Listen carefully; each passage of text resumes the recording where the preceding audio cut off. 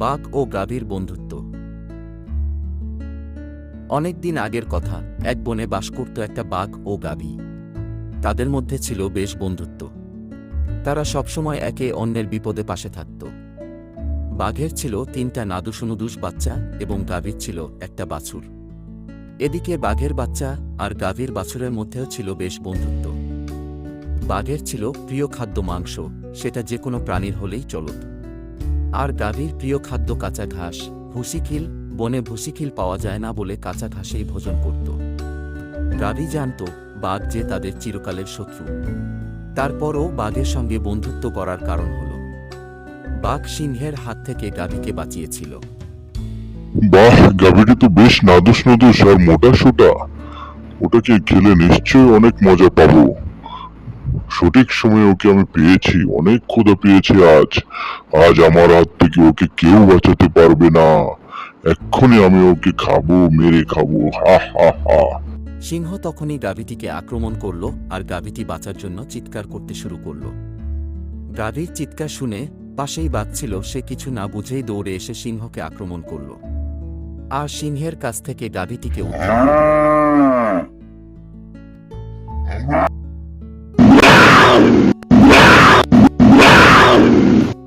বাঘের হঠাৎ আক্রমণে সিংহ ভয় পেয়ে প্রাণ নিয়ে কোনোমতে পালিয়ে গেল। এতদিন ভাবতাম বাঘ শুধু পশুদের ক্ষতিই করে, তাদেরকে ধরে ধরে খায়, কিন্তু আজকে আমার ধারণা সম্পূর্ণ পাল্টে দিলে তুমি। সত্যিই তুমি অনেক মহান। আজকে তুমি আমার জীবন বাঁচিয়েছো। আজ থেকে আমরা দুজন বন্ধু, সুখে দুঃখে আমরা একসাথে থাকবো, একে অপরের সুখ দুঃখ ভাগ ভাগ ভাগ করে নেব।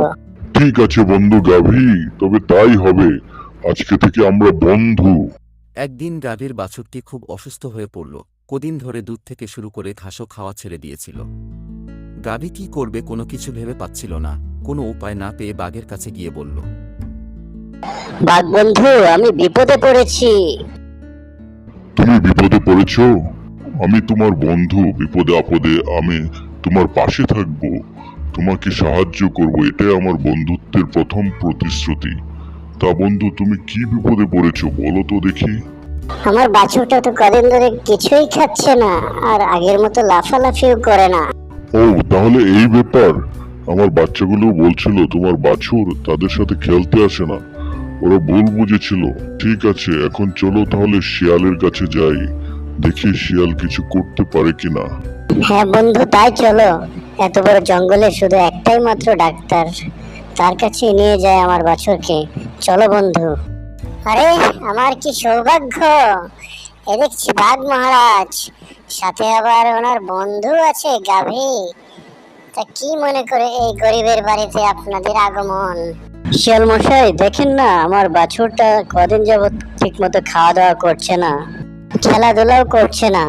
শিয়াল ভালো করে দেখে চিকিৎসা করল, সঙ্গে দুবেলার ওষুধও দিয়ে দিল। তারপর বাঘ ও গাভী নিজেদের আস্তানায় চলে এলো। শিয়ালের কথা মতো গাভী বাছুরটিকে ওষুধ খাওয়াতে লাগল। অবশেষে দুদিনের মধ্যেই বাছুর সুস্থ হয়ে উঠল। আগের মতো বাঘের বাচ্চাদের সঙ্গে খেলা করতে লাগল। বাঘের কাছে গিয়ে গাভী কৃতজ্ঞতা প্রকাশ করল। গাভীর মনে বাঘ আবার অনেকটা জায়গা দখল করেছিল। হঠাৎ একদিন খবর এলো গাভীর বাবা অসুস্থ, তাই গাভীটিকে যেতে হবে তার বাবার কাছে। এদিকে গাভীর বাছুর ওর বাঘ বন্ধুদের ছেড়ে নানা বাড়ি যেতে চায় না। গাভী নয়ছয় না ভেবে বাঘের কাছে তার বাছুরকে রেখে গেল। তারপর গাভী একাই বাবার বাড়ি চলে গেল। বাঘ তার বাচ্চাদের সঙ্গে খেলায় রেখে খাবারের খুঁজে চলে গেল, কিন্তু আজ কোনো খাবার পেল না। সেও ক্লান্ত হয়ে পড়েছিল, তাই শিকার করার মতো শক্তি গায়ে পাচ্ছিল না। তাই আজ খালি হাতে গুহায় গেল। বাচ্চারাও পেটের ক্ষুধায় কাতর হয়ে পড়েছিল। আজকে সারাদিন ঘোরাঘুরি করে কোনো শিকার পেলাম না, শরীরটা একদম ক্লান্ত হয়ে গেল। বাচ্চারা তো গুহায় কান্নাকাটি করছে, খাবারের অপেক্ষায় আছে। এখন কি যে, না খেয়েই থাকতে হবে। কিভাবে তারা রাত কাটাবে, আর আমি বা তাদের সামনে কি মুখ নিয়ে যাব? কি যে করি এখন, কি উপায়? আচ্ছা, ভালো কথা, হঠাৎ মনে পড়লো, বাছুরটা তো আমাদের কাছে আছে, কিন্তু ওকে মারা কি ঠিক হবে? ঠিক হবেই না কেন? ওরাই তো আমাদের বেঁচে থাকার সম্বল। ওদেরকে খেয়েই তো আমরা বেঁচে থাকি। যাই, ওটাকে আজকে রাতের খাবার বানিয়ে ফেলি, বাচ্চাদের খাওয়াই। বাঘ হিংস্রভাবে ঝাঁপিয়ে পড়ে বাছুরটি মেরে ফেলল। তারপর আনন্দ করে নিজের বাচ্চাদের নিয়ে খেয়ে ফেলল। পরদিন গাভী এলো, গুহার কোথাও তার বাছুরকে দেখতে পেল না, এমনকি বাঘের বাচ্চাদের সঙ্গেও নেই। বাঘ বন্ধু আমার বাছুরটিকে তো কোথাও খুঁজে পাচ্ছি না, তোমার বাচ্চাদের সাথেও নেই। তোমার আস্তানার আশেপাশে, আমার বাড়ির পাশে সব জায়গায় খুঁজে দেখলাম, কোথাও তাকে পাচ্ছি না। আমি কি করে জানবো তোমার বাছুর কোথায়? বনে গিয়ে দেখো কার আহার হয়ে গেছে নাকি। কি বলছো এসব বন্ধু? আমি তো তোমার কাছে রেখে গেলাম আমার বাছুরকে। ও, তাহলে জানতে চাও তোমার বাছুর কোথায়? তোমার বাছুর এখন আমার পেটে। একদিন শিকার পাইনি, কি করব, ক্ষুধার জ্বালায় তোমার বাছুরকে আমি খেয়ে ফেলেছি। বাঘ, আজকে তুমি প্রমাণ করলে রক্ষকরাই ভক্ষক হয়, আর শত্রু কখনো আপন হয় না। আল্লাহ নিশ্চয়ই তোমার বিচার করবে। আল্লাহর উপর ছেড়ে দিয়ে আমি গেলাম।